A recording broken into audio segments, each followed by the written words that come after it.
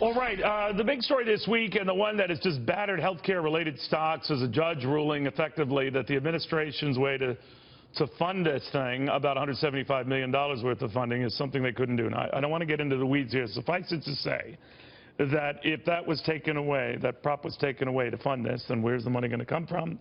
And is it going to come out of their hide? Is it going to come out of your hide? Well, former Governor Bobby Jindal, former presidential candidate, was on top of this, I think, before most people. He argued then, argues now, it's coming out of your hide. And there's nowhere to hide now with this whole measure. It seems to be unraveling, Governor. What do you think?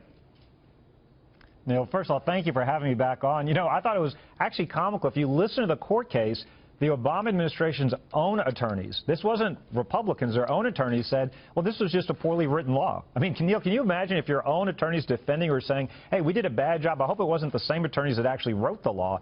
You know, the administration again and again thinks they're above the law. Any basic high school student, anybody that's taken a basic civics course, understands that Congress has the power of the purse. They asked Congress for this money. Congress said no in 2014, and they spent it anyway. You simply can't do that. Now, what they've been doing under the administration's claim has been, Governor, well, you talk about a civics lesson. We've been winning every time we go right back at this and appeal these type of decisions as high as the Supreme Court, not once but twice. What do you say to that they've got the run of the table right now? Well, I'd say a couple of things. One, I certainly disagreed with Justice Roberts and the others that rewrote the law not once but twice to save the law from itself. In the first case, remember, the administration was reduced to saying it is a tax, but it's not a tax, depending on what we want it to be. But look, there's a bigger point here. The president said he was going to bend down the cost curve when it comes to health care. They didn't do that. You know, Neil, they're bad not only at constitutional law, they're bad at math. The reality is the result of this case, if it is upheld, you're looking at 20 to 30% premium increases for the majority of people who get their health care through the exchanges, who get their silver plans through the federal exchanges. Something like 57% are getting these subsidies. Now, the reality is that the taxpayers will end up paying for that. It's not going to hurt low-income people. It'll hurt taxpayers. It'll hurt insurance companies. But the bigger issue here is that the administration under Obamacare was not able to bend down the cost curve. Instead, they're taking money from our children. They're taking money from taxpayers to subsidize the cost of health care. It's not sustainable. It's a shell game, and it's going to collapse in and on itself. I'm sorry, Governor, but you hit on a key point. The poor will be fine. They'll still have their plan. They'll still have their coverage, and that's good for them, the 13 to 16 million who supposedly got it. The rich will always find a way to pick up and get their coverage, and will absorb that. Middle class, not so much. That's forgotten, isn't it? That's exactly right, and that's why I think that it's so important who the next president is. They'll be appointing a key person to the Supreme Court. You mentioned the administration has won twice now at the Supreme Court in a very closely, decided cases. And again, the next justice could be the swing vote. There's not a chance in the world that Hillary Clinton is going to appoint a Supreme Court justice who will follow the law, follow the Constitution.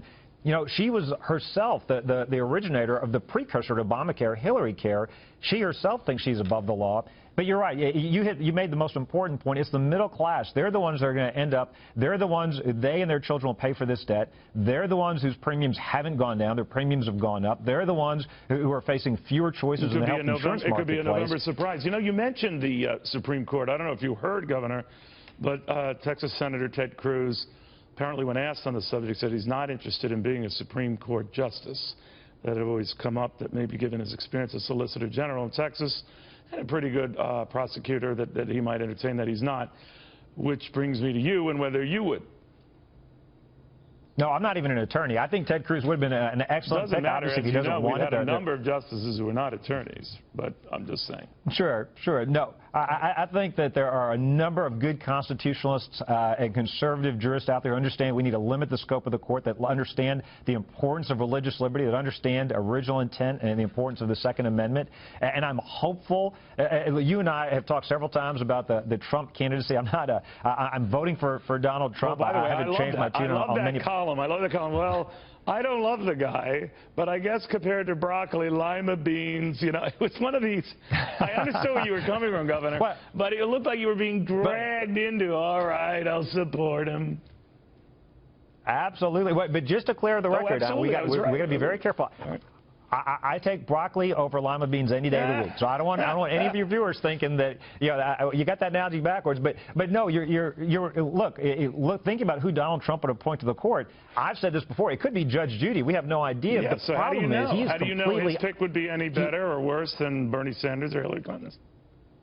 Well, he's unpredictable. The problem is Hillary Clinton is 100% predictable. Oh, okay. I have a 0% chance she would appoint a conservative. I think Ted Cruz would have been great, but there are many others. Did he ever talk to you about your understands. endorsement when the lima bean broccoli one where you said, all right, you're the guy, I guess. I mean, did he ever talk to you like, hey, thanks? No, I haven't talked to Donald Trump since I got out of the race. I'm not sure that... I'm not sure that he wants my endorsement, but the bottom line is it's a binary choice. You got two choices. It's going to be likely Hillary Clinton on their side, Donald Trump on our side. And it's not just the Supreme Court. If we have any chance of getting rid of Obamacare, the next president, this president has shown that he's willing to go around the law. This case is the latest example. There are other examples. The next president is going to have a huge role in deciding whether Obamacare continues to be a part of our health care system. At least there's a chance. I'm not promising it's a certainty. At least there's a chance that a President Trump would get rid of Obamacare. There's not a chance in the world that Hillary or Bernie Sanders would. They would want to expand it. They'd want to get government even more involved in running our health care. Well, Governor, it's always a pleasure having you on. You know, you have a wicked sense of humor as well, by the way. But it's always a pleasure. Thank you very, very much.